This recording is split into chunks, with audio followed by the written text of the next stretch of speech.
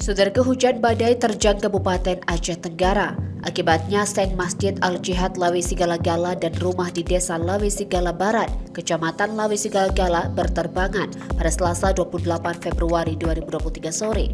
Dilaporkan tak ada korban jiwa dalam peristiwa tersebut.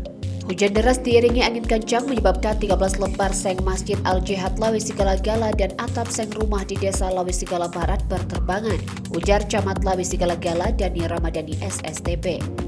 Sementara itu, berdasarkan informasi yang dihimpun tribungay.com, Puskesmas Lawi Sigala-Gala bagian ruangan rawat inap terendam banjir kiriman akibat derasnya hujan. Bahkan diketahui, ruangan di puskesmas tersebut berlumur dan becek.